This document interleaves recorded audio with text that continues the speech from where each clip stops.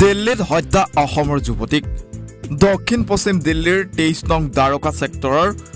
পোচনপুৰ কলনীস্থিত ফ্লেটৰ পৰা আৰক্ষীয়ে উদ্ধাৰ কৰে মৃতদেহটো পেছাত জিম প্ৰশিক্ষক মৃত স্নেহা নাথ চৌধুৰীৰ ঘৰ শিলচৰত বুলি জানিব পৰা গৈছে যোৱা 27 জুলাইৰ সন্ধিয়া সংঘটিত হৈছিল এই ঘটনা আৰক্ষীৰ তথ্য অনুসৰি ফ্লেটৰ পৰা অভিযুক্ত 24 বছৰীয়া যুৱকজনক গ্ৰেপ্তাৰ কৰা হৈছে অভিযুক্ত কাছাৰ জিলাৰ উদাৰবন্দৰ সন্নিঘাটৰ ৰাজ কৰ্মকাৰ বুলি চিনাক্ত কৰা হৈছে দিল্লী আৰক্ষীয়ে ৰাজ কৰ্মকাৰক মৃত যুৱতীৰ প্ৰেমিক বুলি সন্দেহ প্ৰকাশ কৰিছে যুৱতীক চুৰিৰে আঘাত কৰাৰ পিছত ডিঙি চেপি হত্যা কৰা হৈছিল বুলি আৰক্ষী সূত্ৰে প্ৰকাশ কৰিছে সত্য অনুসৰি স্নেহা নাথ চৌধুৰী দিল্লীলৈ স্থানান্তৰিত হোৱাৰ পূৰ্বে শিলচৰৰ এটা জিমত জিম প্ৰশিক্ষক আছিল ব্যুৰো ৰিপৰ্ট এনিভাৰত 24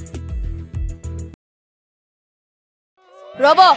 আপুনি যে এটা অপৰাধ কৰিবলৈ গৈ আছে আপুনি জানে নে এই নাবালিকা গৰাকীক এতিয়াই বিয়াত বহুৱাটো যে এটা অপৰাধ আপুনি জানে নে অপৰাধ কেনেকৈ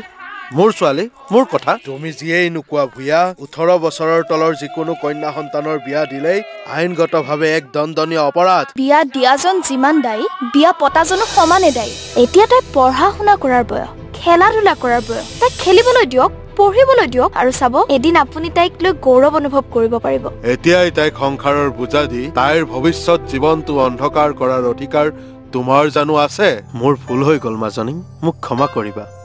শিক্ষা লৰা ছোৱালী উভয়ৰে প্ৰাপ্য আৰু অধিকাৰ